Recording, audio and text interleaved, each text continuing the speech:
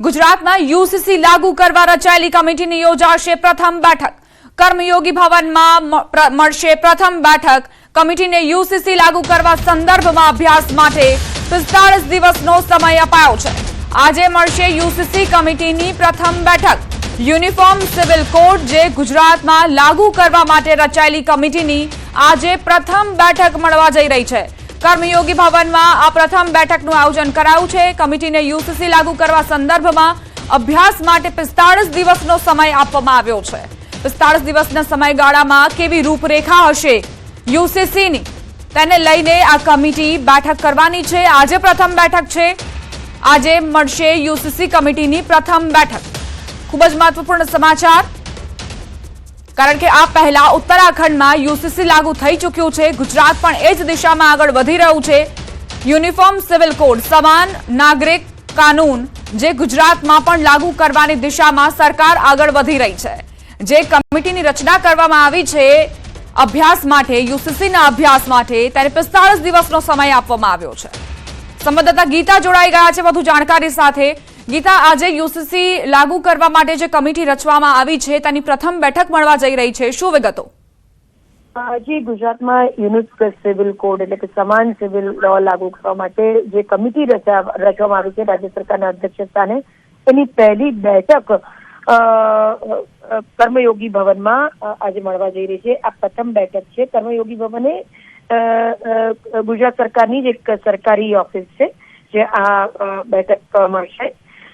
UCC લાગુ કરવાના સંદર્ભમાં અભ્યાસ કરવા માટે 45 દિવસનો સમય આપવામાં આવેલો છે ઓલરેડી. એને અંતર્ગત આજે પ્રથમ બેઠક આ કમિટીની મળશે. જી આભાર ગીતા, જાણકારી આપવા માટે.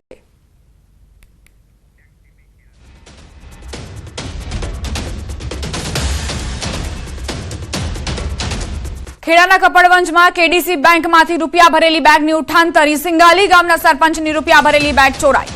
સરપંચ કૌશિકભાઈએ ટેબલ પર મૂકેલી બેગ લઈ ગઠિયો ફરાર.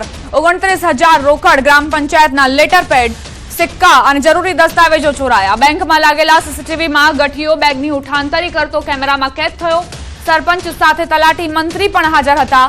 બંનેની નજર ચૂકવીને ગઠિયો બેગ ઉઠાવી ગયો. રૂપિયા ભરેલી બેગની ઉઠાંતરી થઈ.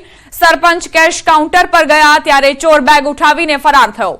ફોન પર વાત કરતા તલાટીની નજર ચૂકવીને ચોર બેગ લઈને ભાગ્યો. સંવાદદાતા ઉમંગ જોડાઈ ગયા છે વધુ જાણકારી સાથે.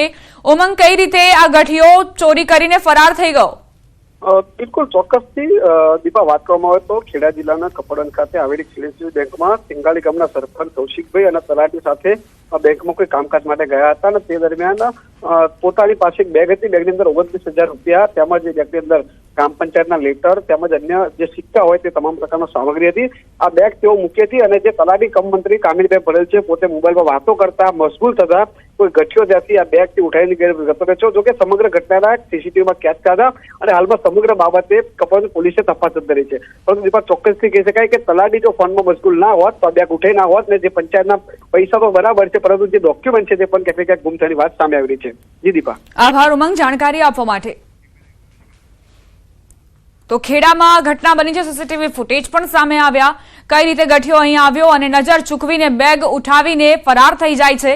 જે ડોક્યુમેન્ટ્સ હતા એ બેગની અંદર, જે રોકડ રકમ હતી તે પણ લઈને છૂમંતર થઈ જાય છે. મહેસાણાના ઊંઝામાં લૂંટારુઓ બેફામ બન્યા. ફૂલ આપવાના બહાને વૃદ્ધાના હાથમાંથી સોનાની બંગડી કાઢી લીધી. ઊંઝામાં વૃદ્ધાની સોનાની બંગડીઓ લઈ બે ગઠિયા ફરાર. સ્કૂટર પર સવાર બે ગઠિયા સીસીટીવીમાં કેદ થયા. અંદાજે 2 લાખની કિંમતના દાગીના તફડાવી આરોપીઓ ફરાર થયા. સીસીટીવીના આધારે પોલીસે તપાસ શરૂ કરી છે. આરોપીઓની શોધખોળ હાથ ધરવામાં આવી છે. સ્કૂટર પર સવાર 2 આરોપીઓ જેને સીસીટીવી ફૂટેજમાં જોઈ શકાય છે. પોલીસે આ ફૂટેજના આધારે તપાસ આરંભી છે. ઊંઝામાં વૃદ્ધાની સોનાની બંગડીઓ લઈને આ 2 ગઠિયાઓ ફરાર થઈ ગયા. હાથમાંથી સોનાની બંગડીઓ ઝૂંટવીને ફરાર થયા. સ્કૂટર પર સવાર આ 2 ગઠિયા પૂરપાટ ઝડપે આવ્યા અને વૃદ્ધા કંઈ સમજી શકે તે પહેલા જ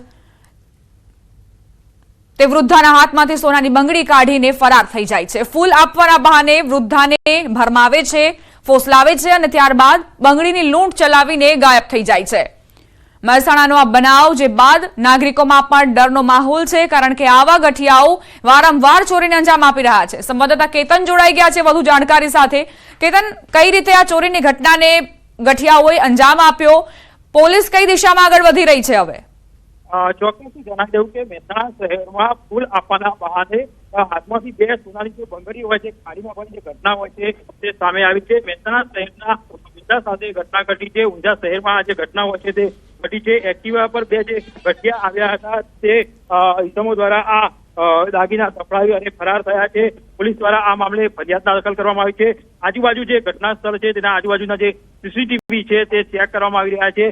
સીસીટીવીના આધારે હાલમાં તપાસ હાથ ધરવામાં આવી રહી છે કે આ ઇસમો ક્યાંથી આવ્યા હતા અને કઈ દિશા તરફ ગયા હતા, તેને લઈ હાલમાં પોલીસ તપાસ કરી રહી છે. જી, આભાર કેતન જાણકારી આપવા માટે.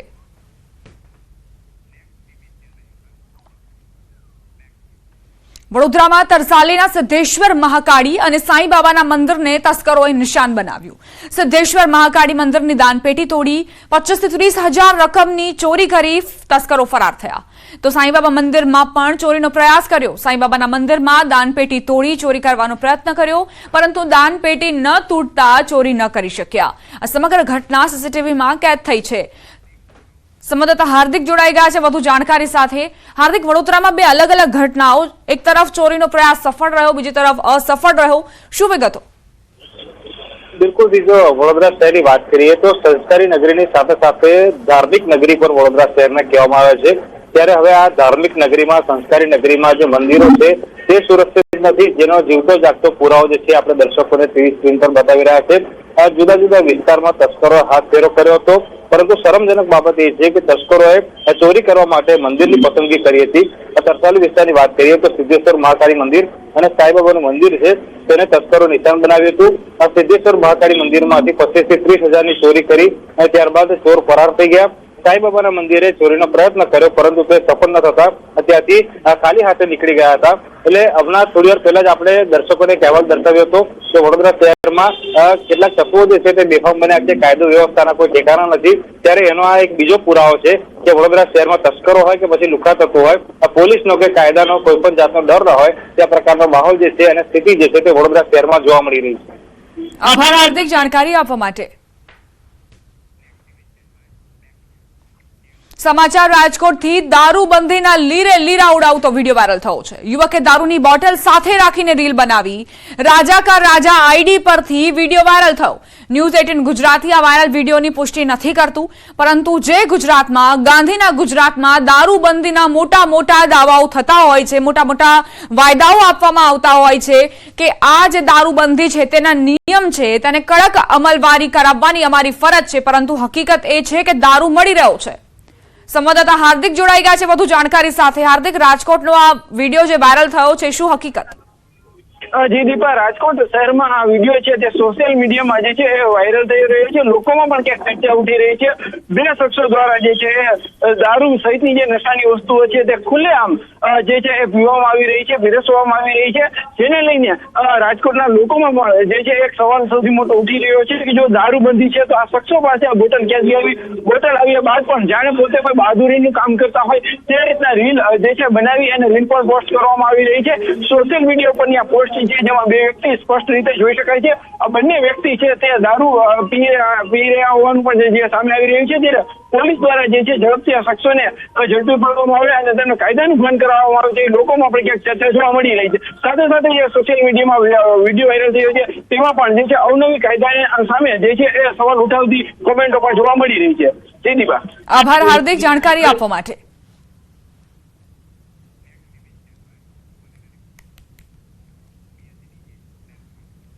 ભરૂચના નવા તવરા ગામે લગ્ન પ્રસંગમાં બેન્ડ વગાડવા મુદ્દે ધીંગાણું થયું. બેન્ડના અવાજથી ભેંસ ભડકી જતા મારામારી થઈ.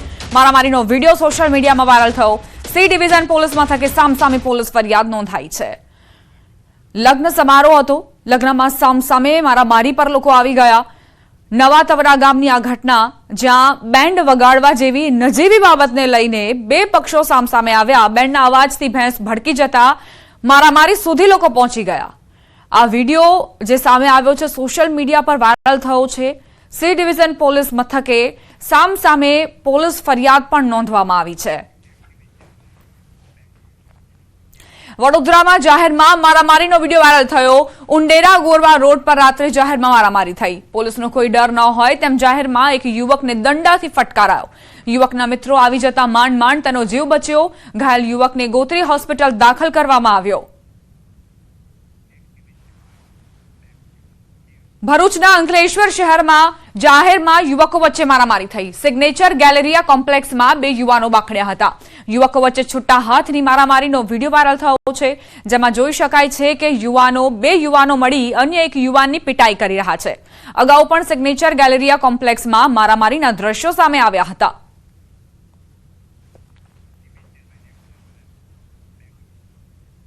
નર્મદા જિલ્લા પંચાયત પ્રમુખ ભીમસિંહ તડવી અને અન્ય ઈસમ પર હુમલો.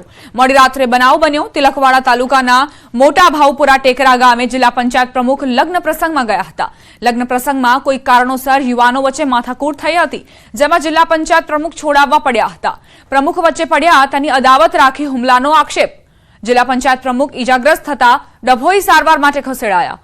જોકે આ ઘટનાની હજુ સુધી પોલીસ ફરિયાદ નથી નોંધાઈ.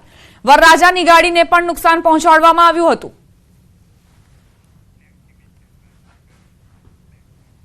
દ્વારકાના ખંભાળિયામાં મંદિરમાં પૂજા કરતા પરિવાર પર હુમલો. 4 વિધર્મી યુવકોએ પરિવાર પર હુમલો કર્યાનો આક્ષેપ છે. ખંભાળિયા શ્રીનાથજીની હવેલીમાં સેવા પૂજા કરતા પરિવાર પર હુમલાનો આરોપ. હવેલીમાં ધાર્મિક ઉત્સવ નિમિત્તે ફટાકડા ફોડતા લોકો પર 4 વિધર્મી યુવકોએ હુમલો કર્યાનો આરોપ છે. આ હુમલામાં 2 લોકો ઘાયલ થયા છે. શ્રીનાથજીની હવેલી ખાતે ચુસ્ત પોલીસ બંદોબસ્ત ગોઠવાયો છે. તો હવેલીનો એટલે અમે 12 ફટાકડા ફોડતા હતા. તો ફટાકડા અમે ફોડતા હતા ને તો બાજુમાંથી 4 વિધર્મીઓ આવી ને અમને ના પાડવા માંડ્યા અને જેમ તેમ ગાળો બોલવા માંડ્યા, અમને, ભગવાનને, હવેલીને જેમ તેમ. તો અમે કીધું ભાઈ તમે ગાળો ના બોલો અહીંયા. એમ કીધું કે અહીંયા તમારે ફટાકડા ફોડવા નહીં, તમે હવે ફટાકડા ફોડ્યા તમે તમારે હવેલીને તાળું મારી દેશું ને તમને અમે મારી નાખશું. બરાબર. હજી વાત કરતા હતા એમાં તો એ લોકો 4 જણા આવીને અમને ધોકાન પાઈ પડે મારવા માંડ્યા, મને મારા ભત્રીજાને. આગળ વાત સ્વામીનો બફાટ, ભક્તોમાં આક્રોશ.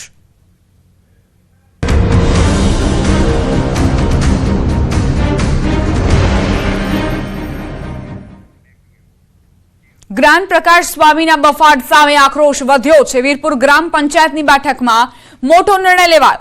આજે કાલે 2 દિવસ વીરપુર સજ્જડ બંધ રહેશે. આવશ્યક વસ્તુઓને બાદ કરતા શહેર બંધ.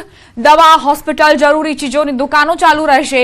જ્ઞાન પ્રકાશ સ્વામીને 24 કલાકનું અલ્ટિમેટમ અપાયું છે. વીરપુરની બેઠકમાં આગેવાનોનું સ્વામીને અલ્ટિમેટમ. કાલે સાંજ સુધીમાં વીરપુર આવી રૂબરૂ માફી માંગે. સ્વામી માફી નહીં માંગે તો આગામી રણનીતિ 6 માર્ચે જાહેર થશે. જ્ઞાન પ્રકાશ સ્વામીની ટિપ્પણીથી આક્રોશ વધતો જઈ રહ્યો છે અને હવે એવી ચીમકી ઉચ્ચારવામાં આવી છે કે કાલે સાંજ સુધીમાં જો જ્ઞાન પ્રકાશ સ્વામી વીરપુર આવીને રૂબરૂ માફી નહીં માંગે તો આગામી રણનીતિ 6 માર્ચે જાહેર કરવામાં આવશે. સંવાદદાતા અંકિત લાઈવ જોડાઈ ગયા છે વીરપુરથી, તેમની પાસે જઈશું. અંકિત, જે આગેવાનો છે, જે ભક્તો છે, તેમની શું માંગ છે, કઈ રીતે પોતાનો આક્રોશ ઠાલવી રહ્યા છે?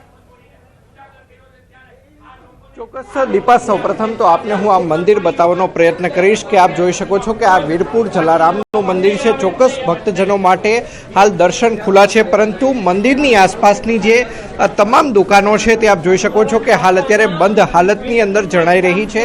અહીંયાથી લોકો, ભક્તો છે, તેમને પુષ્પ સહિતનું પ્રસાદ છે તે સહિતની જે વસ્તુઓ છે તે મળતી હોય છે, પરંતુ તમામ જે દુકાનો છે તે હાલ બંધ જોવા મળી રહી છે. જાણે કે કરફ્યુ હોય તે પ્રકારનો માહોલ છે. તે ખાસ કરીને વીરપુર જલારામ મંદિરની આસપાસની જે તમામ દુકાનો છે કે જે સજ્જડ બંધ કરી દેવામાં આવી છે. અહીંના જે લોકો છે આપણે તેમની સાથે પણ વાતચીત કરીશું.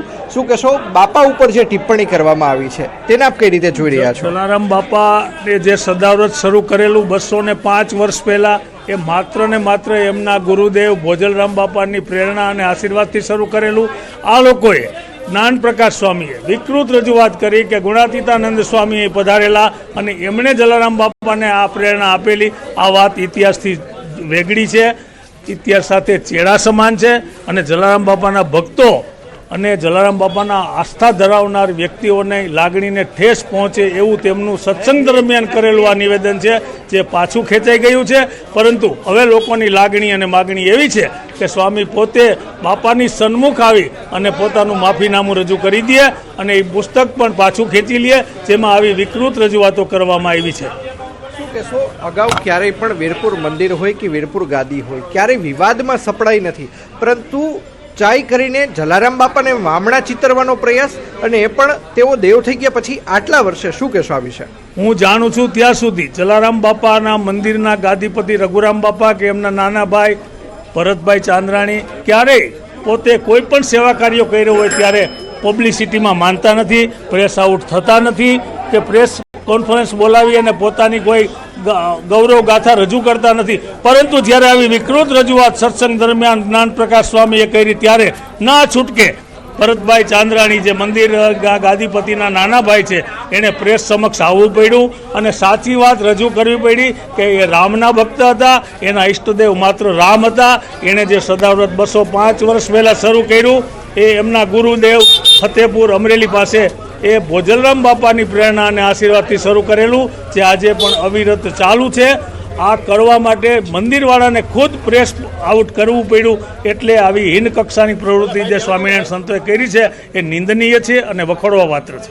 વસ્તુ નિંદનીય છે ને વખોડવા લાયક છે. અન્ય જે વેપારીઓ છે આપણે તેમની સાથે પણ વાતચીત કરવાનો છે તે પ્રયત્ન કરીશું કે આખરે તેમનું શું કહેવું છે. શું કહેશો, કયા પ્રકારનો નિર્ણય છે તે લેવામાં આવ્યો છે, અને હાલ તમામ દુકાનો બંધ પણ જોવા મળી રહી છે. વીરપુરના દરેક સમાજના આગેવાનોની એક મિટિંગમાં નિર્ણય લેવાયો છે. આવતીકાલ રાત સુધીમાં સ્વામી જ્ઞાન પ્રકાશ દાસજી વીરપુર જલારામ બાપાના ચરણોમાં શીશ ન ઝુકાવી જાય ત્યાં સુધી 2 દિવસ વીરપુર સંપૂર્ણ બંધ રહેશે. પરમ દિવસે વીરપુરના 18 વરણ દરેક સમાજના લોકો એકત્રિત થઈ અને આગળની જે રણનીતિ છે એની અમે જાહેરાત કરીશું. અંકિત, એ પણ સવાલ કરજો કે લોકો શું કહી રહ્યા છે પુસ્તક વિશે, પુસ્તકને લઈને શું વિરોધ છે? બેન, શું કહેશો, જલારામ બાપા ઉપર આ પ્રકારની ટિપ્પણી, તમે દર્શન કરવા આવ્યા છો, પરિવાર સાથે દર્શન કર્યા છો, શું કહેશો? બસ જલારામ બાપાના દર્શન કરીને બહુ જ ખુશી થઈ, બહુ જ આનંદ થયો, અને ધાર્યું કામ પણ થઈ શકે છે ત્યાં. બેન, શું કહેશો, બાપામાં કેટલી શ્રદ્ધા ધરાવો છો ને અહીંયા ઘણાની માનતા પણ પૂર્ણ થાય છે, શું કહેશો બેન? બહુ સરસ શ્રદ્ધા છે એમને. ચોક્કસ તો ભૂખ્યાને ભોજન પણ કરાવે છે. અહીંના જે લોકો છે આપણે તેમની સાથે પણ વાતચીત કરીશું. શું કહેશો, બાપાના ઇતિહાસને આ પ્રકારે ચિતરવાનો જે પ્રયાસ કરવામાં આવ્યો છે ને આપ કઈ રીતે જુઓ છો? બહુ ખોટી વાત છે. જ્ઞાન પ્રકાશ સ્વામીએ જે આ બોલ્યા છે એ એકદમ બફાટ છે અને એકદમ ખોટી વાત છે. એ એમ કહે છે કે પુસ્તકમાંથી બોલેલી વસ્તુ છે, પણ આવું ક્યાંય ઇતિહાસમાં ક્યાંય છે જ નહીં. જલારામ બાપાએ જ પોતે સદાવ્રત ચાલુ કર્યું, ભોજલરામ બાપાના આશીર્વાદથી કરેલું છે. ખાસ કરીને એ લોકો એક પુસ્તકનો હવાલો આપે છે, તમે આને કઈ રીતે જુઓ છો?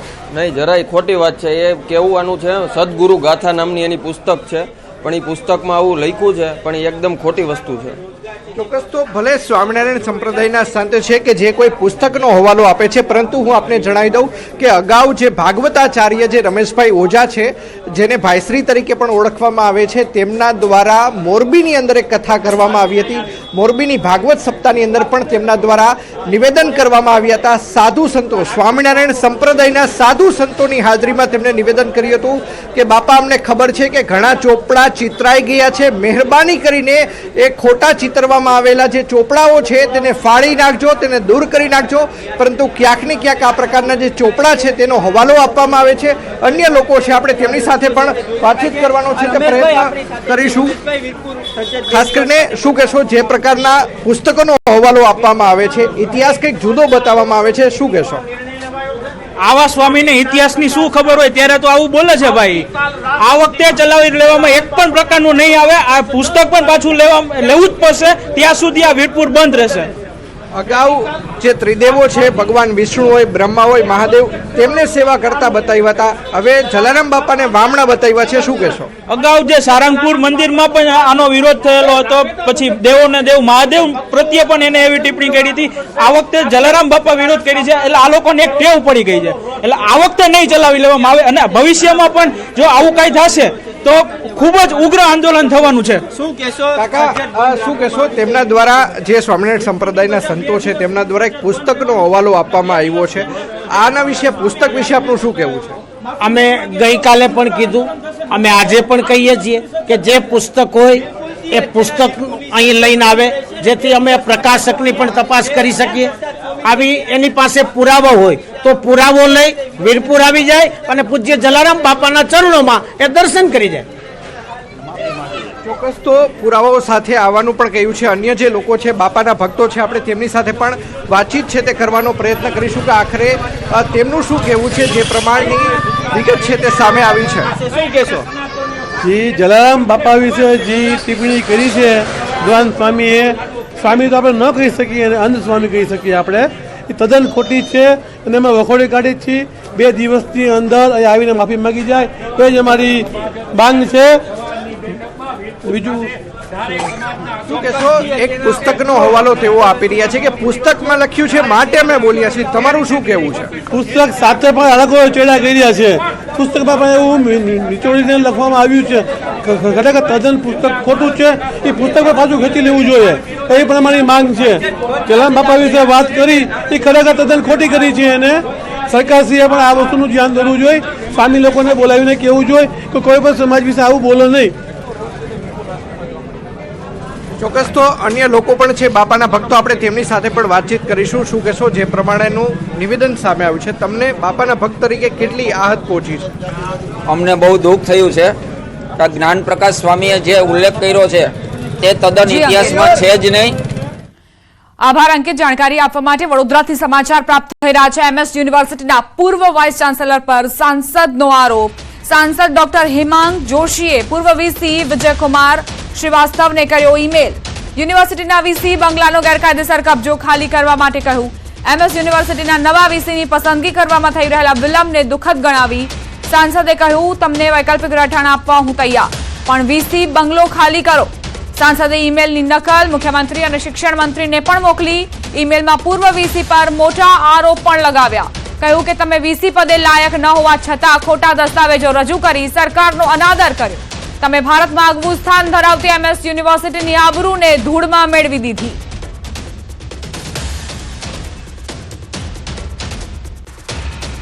MS યુનિવર્સિટીના પૂર્વ VC ને લઈને સાંસદનો આરોપ. તેમણે કહ્યું કે હજુ સુધી જે બંગલો છે તે સુપરત નથી કરવામાં આવ્યો. મુખ્યમંત્રી અને શિક્ષણ મંત્રીને પણ રજૂઆત કરાઈ છે.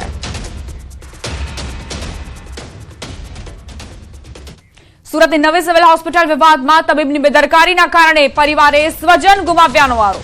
પરિવારનો આક્ષેપ છે કે કિડની બિલ્ડિંગના 5મા માળે યુવકની સારવાર ચાલી રહી હતી. સ્વસ્થ દેખાતા યુવકની હાલત રાત્રિ સમયે 2 ઇન્જેક્શન આપ્યા બાદ બગડી હતી. બાદમાં રાતભર પમ્પિંગ બાદ પણ યુવકને બચાવી ન શકાયો. યુવકના મોતથી પરિવારજનો શોકમાં ગરકાવ છે અને જવાબદારો સામે કડક કાર્યવાહીની માંગ કરી રહ્યા છે.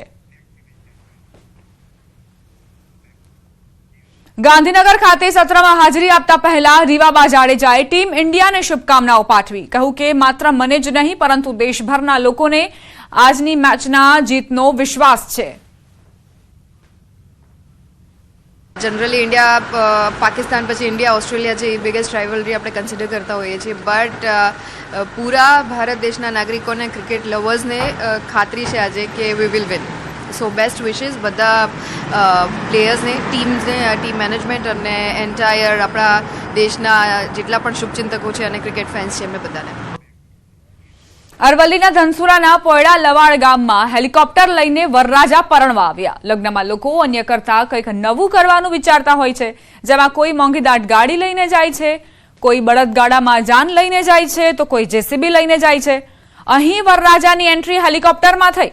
મહેસાણાના દેલવાડાના સોલંકી પરિવારનો વરરાજા ધનસુરા તાલુકાના પોયડા લવાડ ગામે દુલ્હનને લેવા હેલિકોપ્ટરમાં સવાર થઈને પહોંચ્યા હતા. હેલિકોપ્ટરમાં જાન લઈને આવી પહોંચ્યા.